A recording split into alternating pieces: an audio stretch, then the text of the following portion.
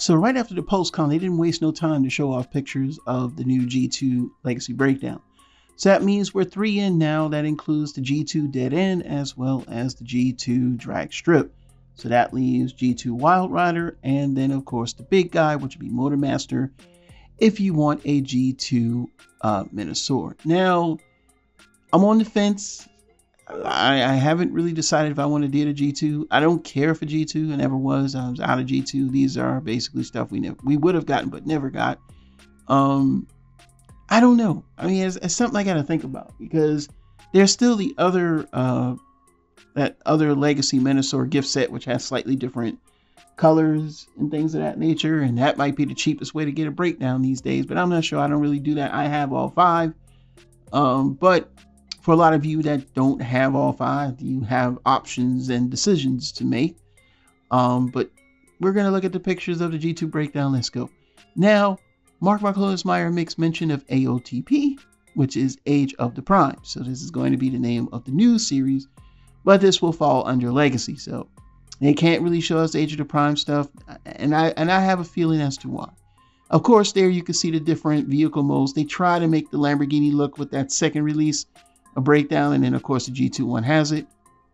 Now the cool thing about it is these colors, they're very vibrant, colorful, 90s, early 90s, everybody trying to be different and things of that nature. They're still trying to convince us that he carries a sword. That part I'll never understand. But I think the head sculpt is of more G1 toy accurate than cartoon. And you can see that there when you look at his head sculpt. It's very different than even that of the gift set version. And seeing him here in leg mode, I guess so. It's just one of those things, but it does look kind of cool.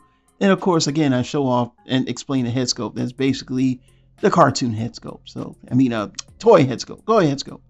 So yeah, I know a lot of people are a little upset, because those of us that adopted buying each of the Stunticons separately have not been able to get all of the Stunticons available.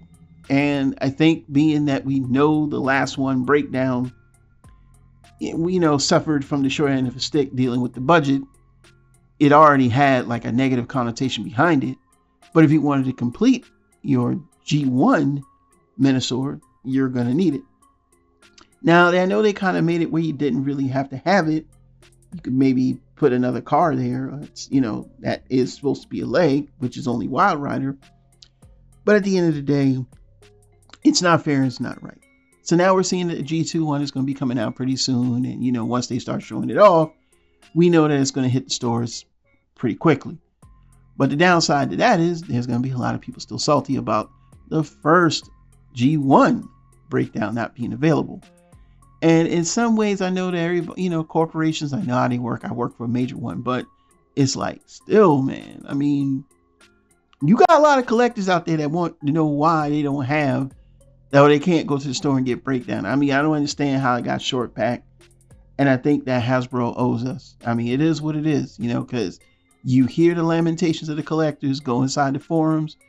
If you make a video about the Stunticons lately, everybody's like, I can't get breakdown.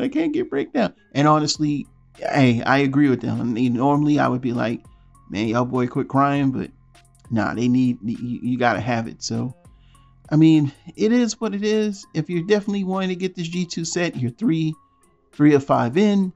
What are your thoughts? Leave them down in the comments below. Me personally, not really. There's other things I can buy. But hey, you do you. Super Robot Air bringing you more news reviews. Till then, we'll see you soon. Bye-bye.